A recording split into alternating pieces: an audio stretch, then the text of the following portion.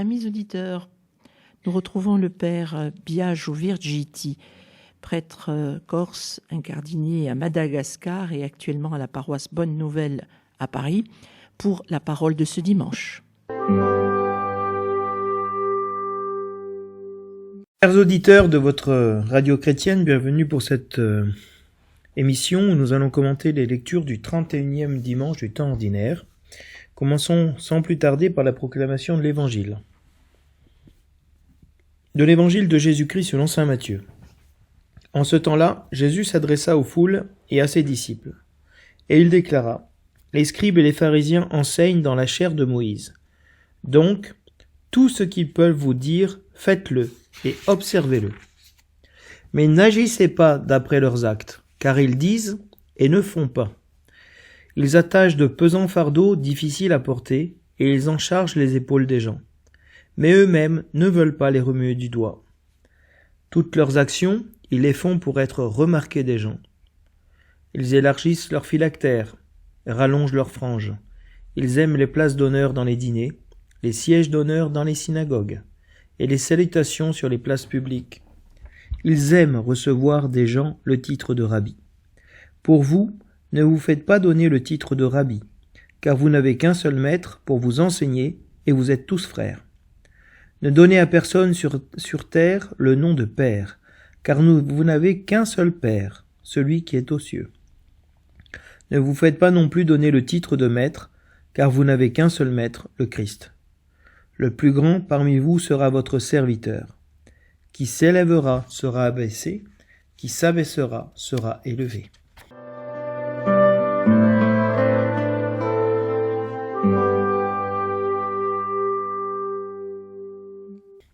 Du prophète Malachie. Je suis un grand roi, dit le Seigneur de l'univers, et mon nom inspire la crainte parmi les nations. Maintenant, prêtres, à vous cet avertissement.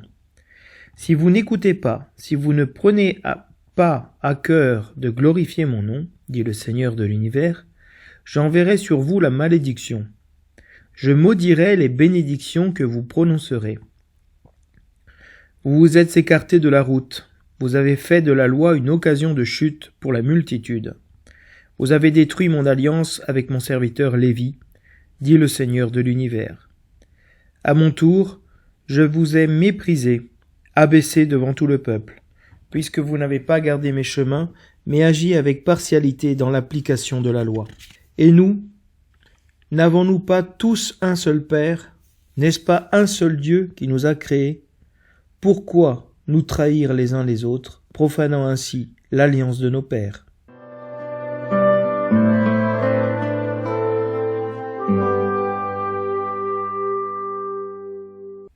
Le refrain du psaume nous dit « Garde mon âme dans la paix, près de toi, Seigneur. » Seigneur, je n'ai pas le cœur fier, ni le regard ambitieux. Je ne poursuis ni grand dessein, ni merveille qui me dépasse. Non, mais je tiens mon âme égale et silencieuse.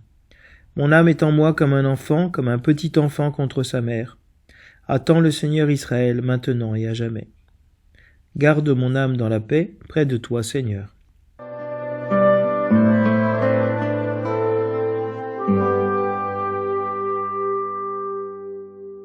De la première lettre aux Thessaloniciens. Frères, nous avons été pleins de douceur avec vous, comme une mère qui entoure de soins ses nourrissons. Ayant pour vous une telle affection, nous aurions voulu vous donner non seulement l'évangile de Dieu, mais jusqu'à nos propres vies, car vous nous étiez devenus très chers. Vous vous rappelez, frères, nos peines et nos fatigues. C'est en travaillant nuit et jour, pour n'être à la charge d'aucun d'entre vous, que nous vous avons annoncé l'évangile de Dieu. Et voici pourquoi nous ne cessons de rendre grâce à Dieu. Quand vous avez reçu la parole de Dieu, que nous vous faisons entendre, vous l'avez accueillie pour ce qu'elle est réellement, non pas une parole d'homme, mais la parole de Dieu qui est à l'œuvre en vous, les croyants. Parole du Seigneur.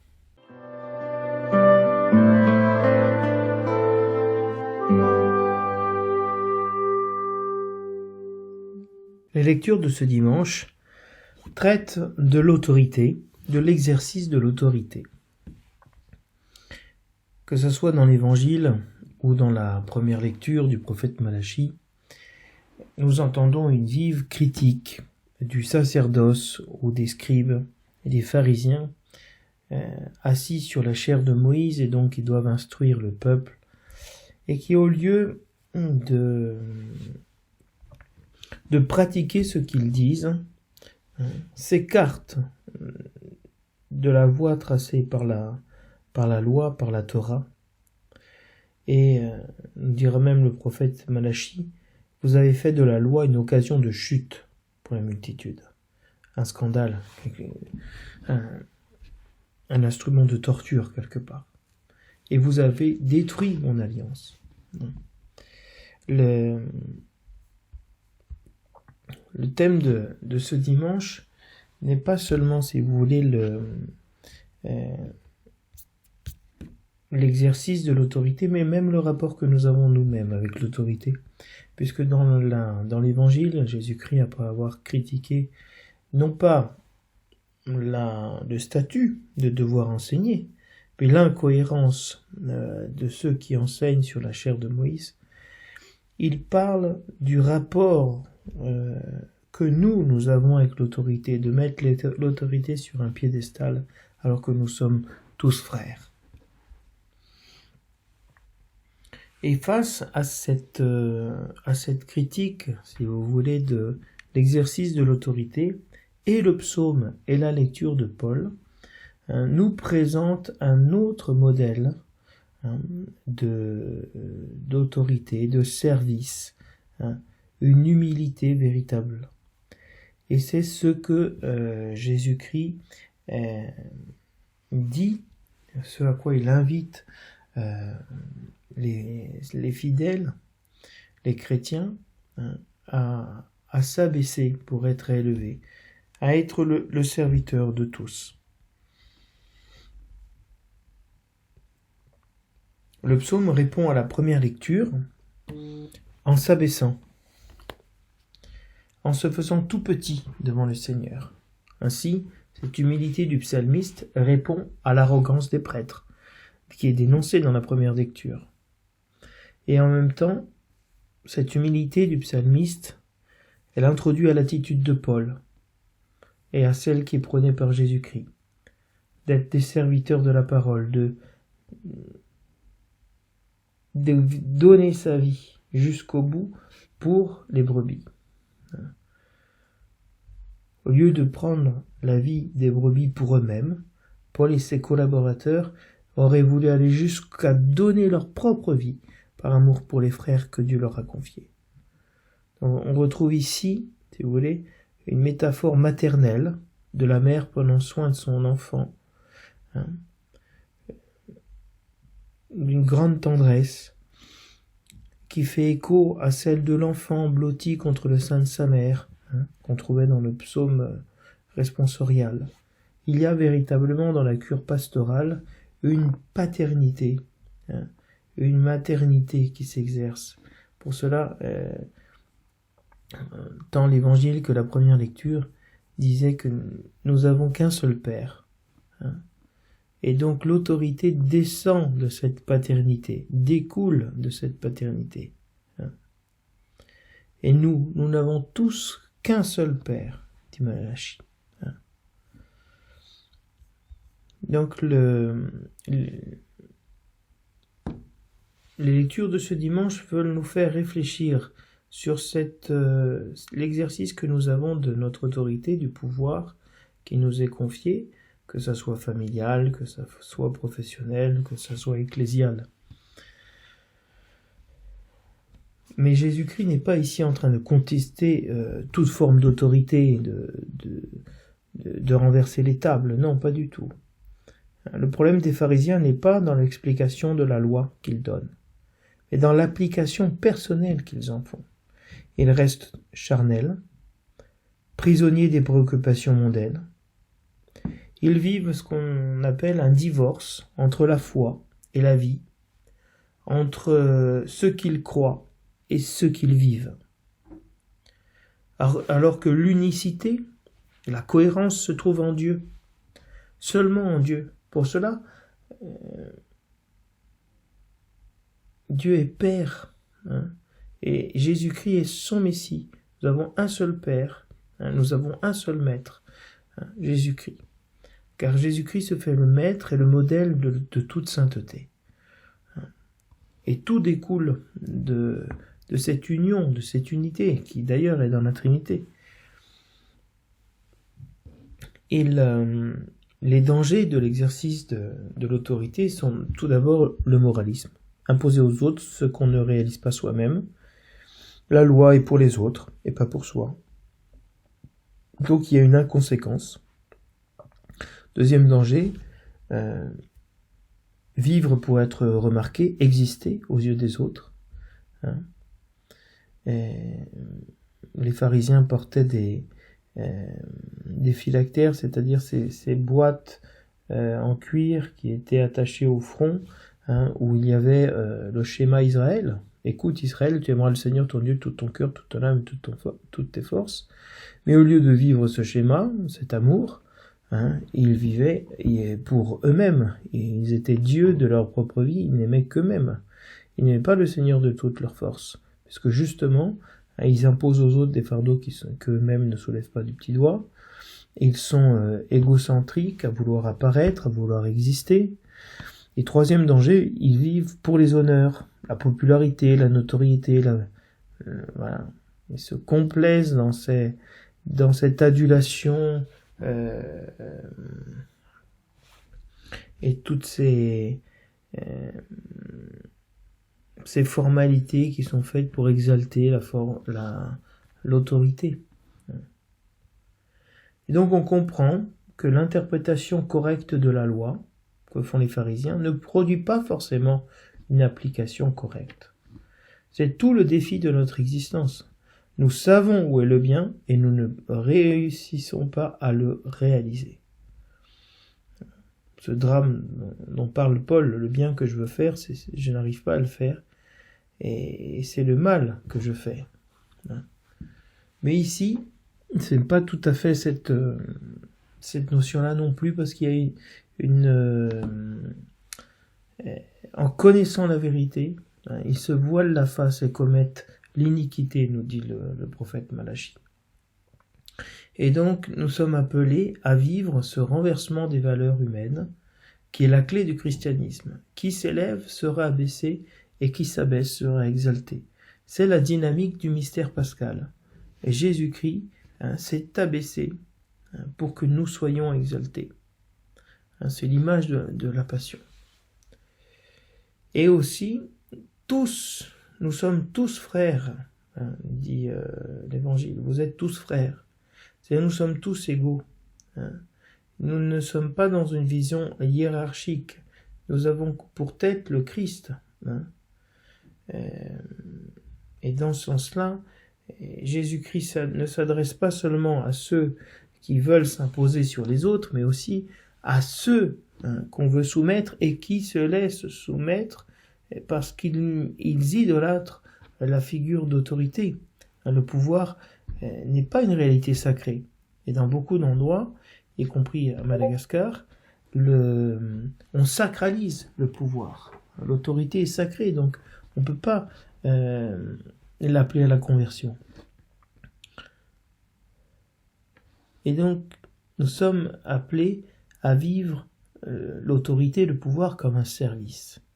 Le véritable pouvoir s'exerce dans le service et non dans la domination.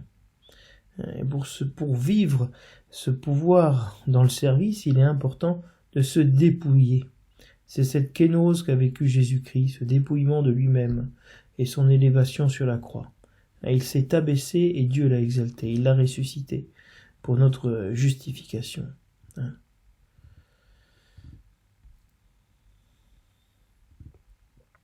Et donc nous avons ces deux aspects, ces deux manières de vivre le pouvoir, ou comme un égocentrisme, un profit pour soi, au mépris des autres, ou de le vivre en se méprisant soi-même pour le service des autres, qui est la figure de Paul dans les peines, dans les fatigues, dans le travail de jour et de nuit. Avec ses collaborateurs, il a tout fait pour annoncer l'évangile, qu'il soit accueilli. Paul a dit et il a fait. Et souvent, il a fait plus. Il exigeait plus de lui-même que ce qu'il a demandé et ce qu'il a dit aux chrétiens. Donc, vous voyez dans ce dimanche, il y a un véritable appel à la conversion qui nous est fait pour vivre toute forme d'autorité comme Jésus-Christ l'a vécu.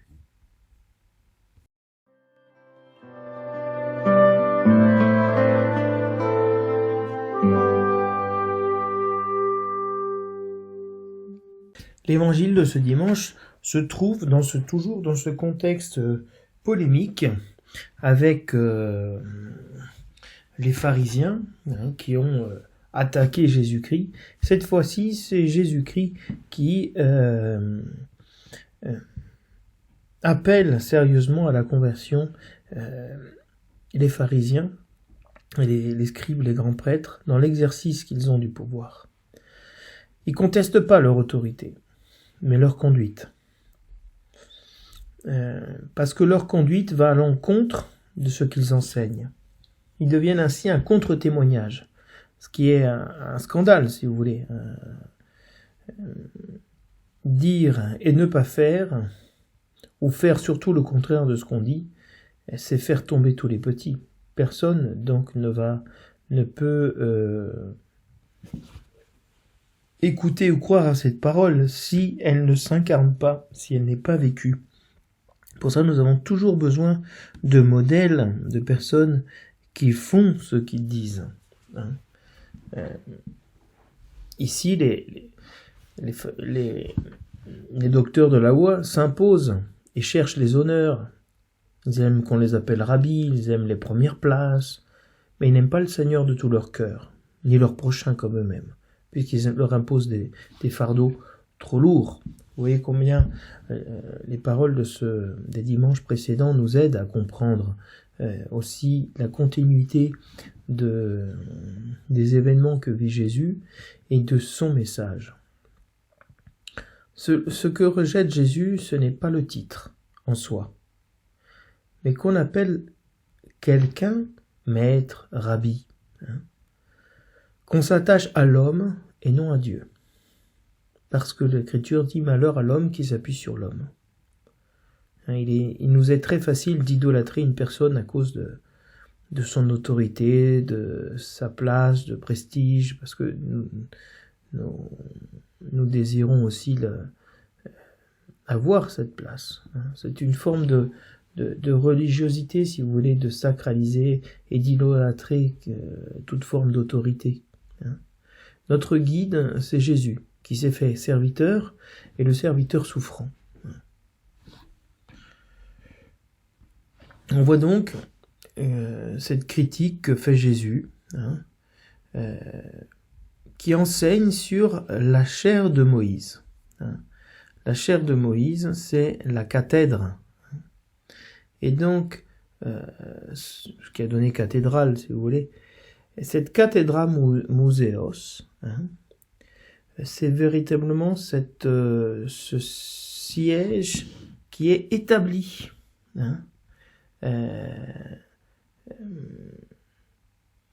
et duquel on va enseigner.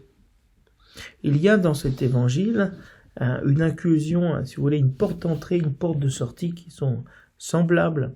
Au verset 2, on a cette cathèdre de Moïse, cette chaire de Moïse, qui se dit en grec cathédra museos.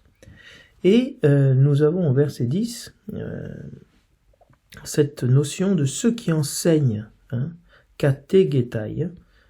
Donc on a bien ces guides, ces enseignants, si vous voulez. Et tout le contenu de cet évangile est entre ces deux portes qui sont l'enseignement sur la chaire de Moïse et le fait de ne pas se faire appeler kategetai, enseignant, guide, parce que nous avons un seul guide, un seul kategetai, qui est le Christ.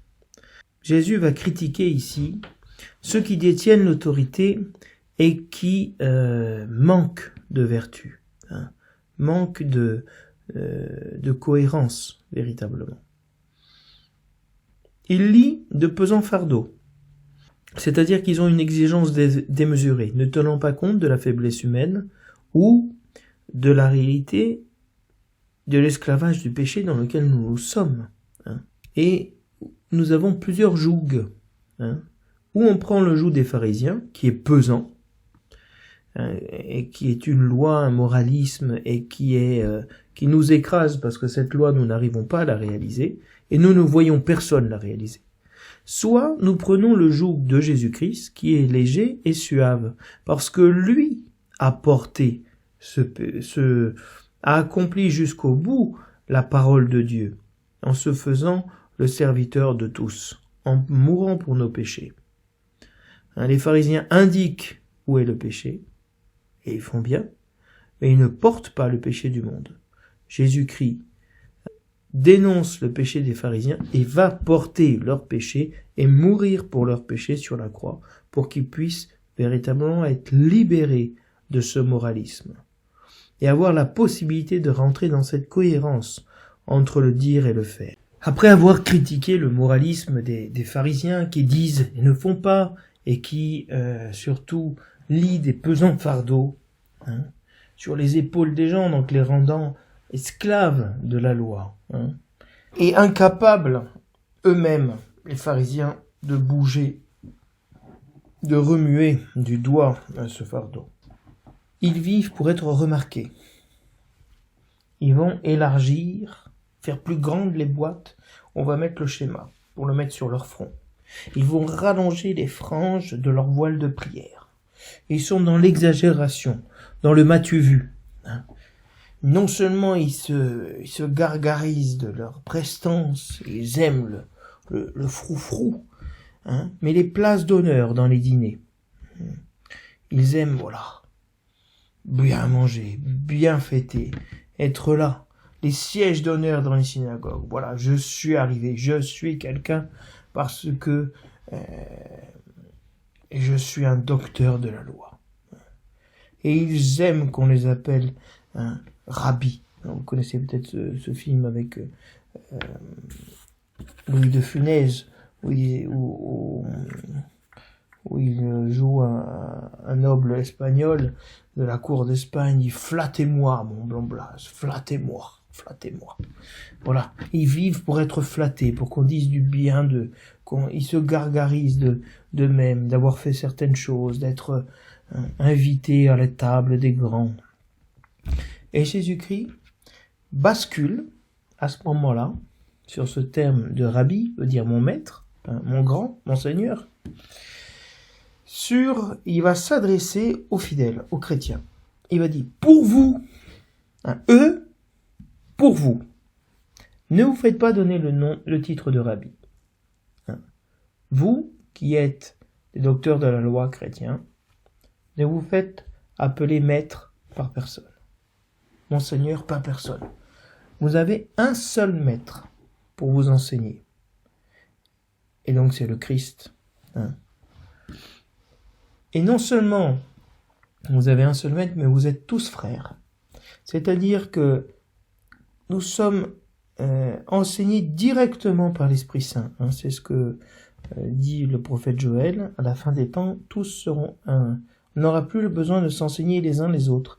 Tous seront enseignés par l'Esprit Saint. Et vous êtes tous frères, vous êtes tous au même niveau, vous êtes tous des frères. Bien sûr que certains ont une fonction d'autorité parce que c'est nécessaire, mais cette autorité est un service. C'est ce que dira saint Augustin. Pour vous, je suis évêque. Avec vous, je suis chrétien. C'est-à-dire, je fais un service en étant le plus petit, votre serviteur, en étant votre évêque. Mais avec vous, je suis frère. Et donc, je suis moi aussi sous la loi du Christ, l'amour du Christ, appelé à me convertir. Et donc, si vous voulez, Jésus-Christ déjoue le piège que nous avons de mettre des personnes au-dessus de nous pour nous donner bonne conscience, pour nous décharger de toute autorité, de toute responsabilité, de nous laisser conduire, Non, non, nous sommes tous frères, nous sommes tous responsables les uns des autres, tous au service les uns des autres. Ne donnez à personne sur terre le nom de Père, car vous n'avez qu'un seul Père qui est aux cieux. On peut trouver très fort et même scandaleux le fait que Jésus dise de ne pas appeler quelqu'un papa. Hein. Mais ce que Jésus-Christ veut dire profondément, hein, c'est de mettre toute la paternité dans une personne. Non, toute autorité et toute paternité vient de Dieu. Dieu est Père. Et Jésus-Christ dira, nous apprenons cette prière en disant « Notre Père qui est aux cieux ». Cette paternité de Dieu qui descend vers nous. Nous sommes tous frères parce que nous avons un seul Père qui est Dieu. Ne vous faites pas donner non plus le nom de maître. Vous n'avez qu'un seul maître, c'est le Christ. Vous êtes tous libres, vous avez tous été libérés de l'esclavage. Donc ne vous remettez pas sous le joug, sous l'esclavage de quelqu'un d'autre, en donnant votre liberté à quelqu'un d'autre que le Christ, parce que le Christ vous a libéré et vous aime véritablement. Le plus grand parmi vous sera votre serviteur. C'est ce qu'a été Jésus-Christ pour nous. Il s'est fait le plus petit, en étant le plus petit, le serviteur de tous. Il a été exalté, il s'est fait le plus grand. Dieu l'a grandi, l'a exalté. Ainsi, qui s'élèvera sera abaissé, et qui s'abaissera sera élevé. Cette phrase donc, qui vient conclure cet évangile de ce jour se trouve à la porte de ce que je vous disais tout à l'heure sur la notion d'enseignement à la chair de Moïse et cette porte de sortie qui est « Vous n'avez qu'un seul maître, le Christ ». L'évangile termine en disant, comme une sentence un peu conclusive, le plus grand parmi vous, c'est celui qui sert. Vous voulez être les plus grands? Vous voulez être les plus forts? Vous voulez être les meilleurs? Faites-vous les serviteurs de tous. Ne cherchez pas à être appelé rabbi, à être appelé maître, à avoir les franges les plus larges, les meilleurs sièges dans les synagogues, dans les banquets. Non. Abaissez-vous, et Dieu vous élèvera. Quand tu es invité à un repas, ne te mets pas à la première place, de peur qu'on te dise « Mon ami, laisse ta place, il y a quelqu'un de plus important que toi ici. Va te mettre à la dernière place. » À ce moment-là, on viendra te chercher, on dira « Mon ami, avance plus, viens ici. »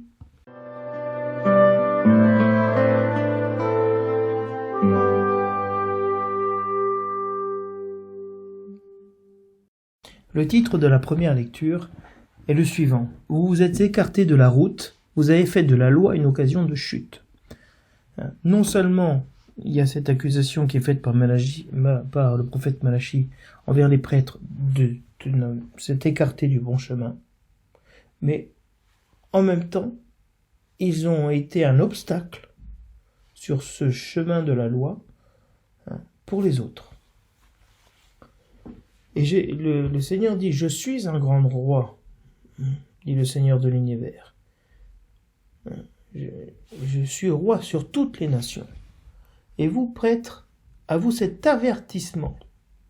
C'est une parole très sérieuse.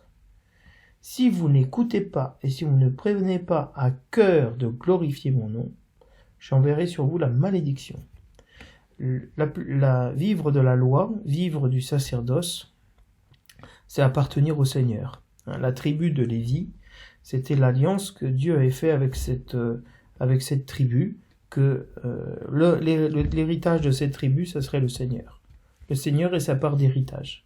Toutes les tribus d'Israël avaient une part sur la terre de Canaan, dans la terre promise, et la tribu de Lévi n'avait aucun bien matériel, aucune terre, il n'avait que le service du Seigneur. Et donc c'était la tribu et la part de choix que Dieu s'était choisi. Eh bien ils ont perverti cela, parce qu'ils n'ont pas écouté la voix du Seigneur. Ils ont endurci leur cœur et n'ont pas rendu gloire au nom de Dieu, n'ont pas glorifié Dieu dans leur vie. C'est ça l'attaque que fait Jésus-Christ dans l'Évangile, de ne pas rendre gloire à Dieu par notre vie. mais nous rendre gloire à nous-mêmes, à la chair, à la mondanité. Et ainsi, en ne donnant pas gloire à Dieu dans notre vie, nous vivons dans la malédiction. Et il dit une chose encore plus forte, je maudirai les bénédictions que vous prononcerez. Parce que les bénédictions que les prêtres prononçaient, c'était pour des bénédictions de complaisance pour les gens qui leur faisaient du bien, pour les gens qui étaient esclaves de ce circuit dans lequel le sacerdoce se paie lui-même. Et il attaque Malachie en disant « Vous êtes écartés du chemin. Vous avez fait de la loi une occasion de chute pour les multitudes. Vous êtes allés même jusqu'à détruire l'alliance que moi j'avais faite avec mon serviteur. Alors, je vous ai méprisé, abaissé devant tout le peuple. » Le sacerdoce de la tribu de Lévi devait manifester la sainteté de Dieu. Alors, si cette sainteté de Dieu n'est plus manifestée, Dieu va abaisser ceux qui s'étaient élevés et qui s'étaient arrogés ce pouvoir, cette autorité, ce service. Et ils deviennent méprisés de tout le peuple, abaissés devant tout le peuple. C'est un peu la situation dans laquelle se trouve aujourd'hui l'Église, à travers tous les scandales, les abus, etc. Le sacerdoce des prêtres a pris l'image du sacerdoce a pris un grand coup. Vous n'avez pas gardé mes chemins, mais vous avez agi de manière partiale. Vous êtes arrangé avec vos amis. Dans l'application de la loi, vous avez pris ce qui vous arrangeait et vous avez délaissé ce qui ne vous plaisait pas. Vous ne vous êtes pas laissé appeler à la conversion. Et pourtant, n'avons-nous pas tous un seul Père? N'est-ce pas un seul Dieu qui nous a créés? Il y a vraiment cette unité de Dieu comme Père et comme Créateur auquel nous, tous, nous avons des comptes à rendre. Nous avons un témoignage à rendre. Et nous nous sommes trahis les uns les autres. Nous sommes montés les uns contre les autres, alors que nous avons Dieu pour Père. Le sacerdoce des prêtres que dénonce Malachie, a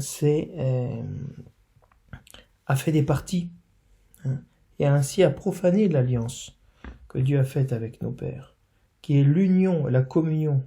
Ils sont servis du sacerdoce pour diviser, pour faire leurs affaires à eux.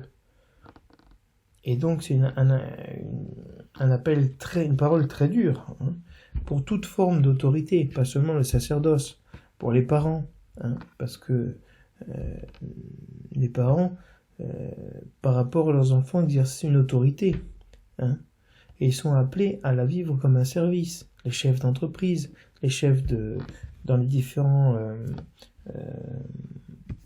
jobs que nous avons des responsabilités sur les autres, sur les équipes. Comment nous vivons cette autorité? Comme un autoritarisme ou comme un service? Et alors, le psaume nous répond en disant, nous aide à voir quelle attitude avoir. Je n'ai pas le cœur fier. Je ne suis pas ambitieux. Je ne cherche pas à poursuivre des projets qui sont supérieurs à mes forces, qui sont plus grandes que ce que je pourrais réaliser. Je vis humblement. Je tiens mon âme égale et silencieuse. Je reste à ma place. Au contraire, je ne suis pas porté sur l'extériorité, mais sur l'intériorité. Mon âme est en moi comme un enfant, comme un petit enfant contre sa mère, uni au Seigneur. Cette attitude vraiment si forte et si belle de cette union avec Dieu qui est Père, et la maternité de Dieu qui s'exprime. Saint Paul, lui, nous dira justement qu'il a été plein de douceur, comme une mère qui entoure de soins ses nourrissons. Donc on continue dans cette métaphore de la maternité, qui est l'engendrement dans la foi. L'Église est féminine, elle nous engendre à la foi. Et donc la cure pastorale, c'est nous engendrer à la foi.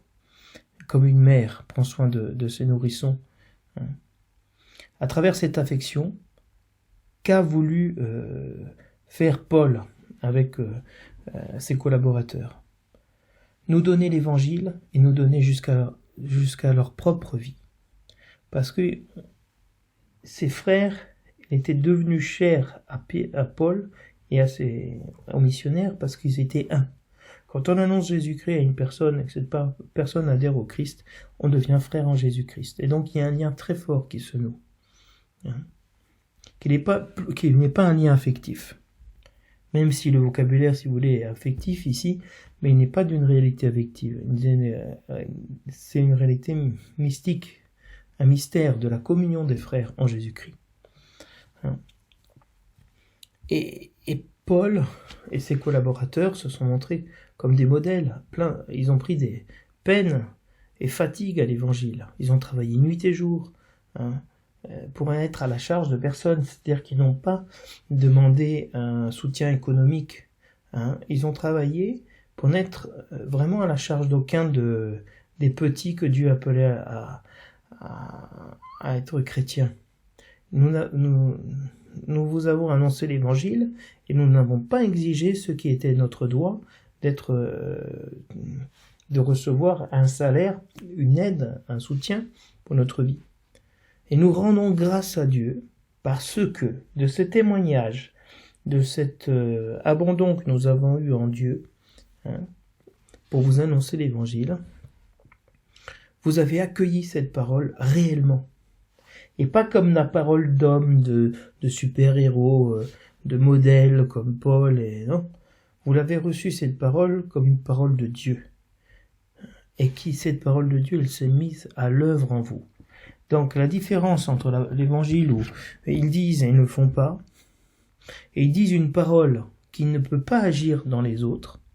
Ici, le témoignage de Jésus-Christ et des apôtres est un témoignage qui n'est plus le leur, qui est une parole de Dieu pour les chrétiens qui accueillent l'évangile.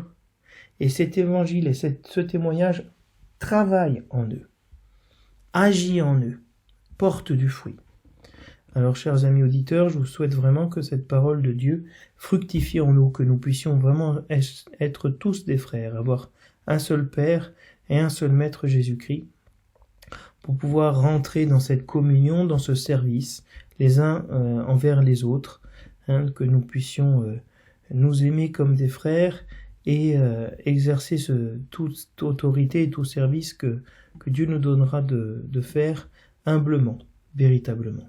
Je vous dis donc à la semaine prochaine.